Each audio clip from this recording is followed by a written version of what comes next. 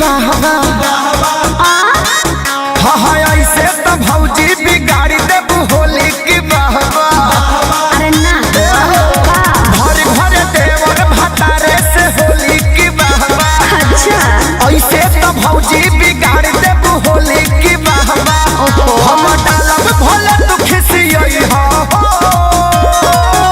बाकी सुन लो अरे अगल से लपई हा देबरू बगल से लपई हा हो साबा लाख प्यासारी में पिचुकारी जनी सटई हा हो साबा लाख प्यासारी में पिचुकारी जनी सटई हा हो साबा लाख प्यासारी में।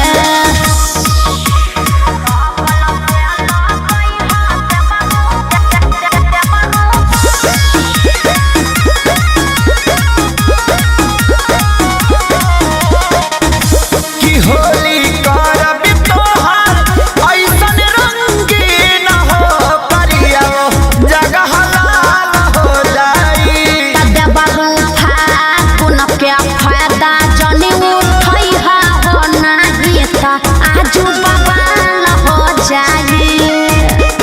देखो मनमानी ना चली कह दे की होली करब तोहार ऐसन रंगीन हो करिया जगह लाल हो जाई।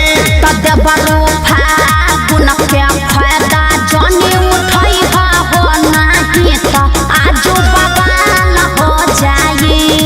त पछे साबुन लगा के छोड़ई हा हो।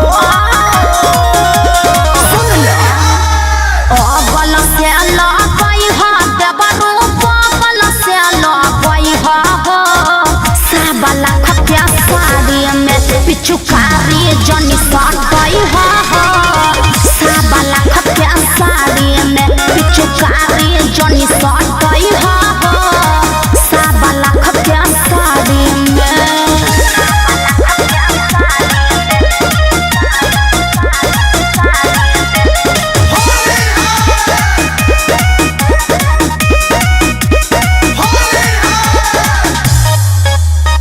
Music by Arya Sharma.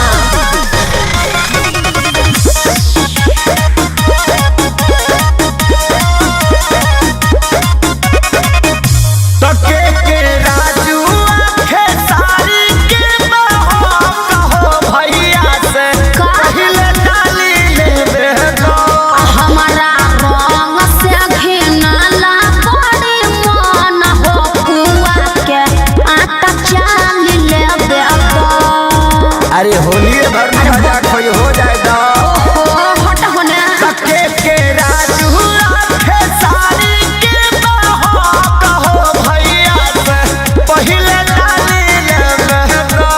हमारा रंग से घिनला बड़ी मन हो कुआ के आटा चाल लेबे गो। त जनी बन को के दिली लुकई हा हो।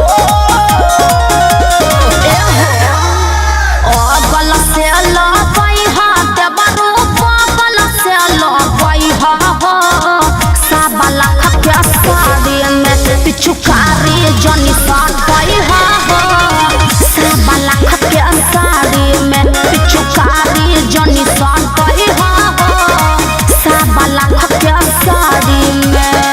देखो ठेकावा मत लगा के निकल।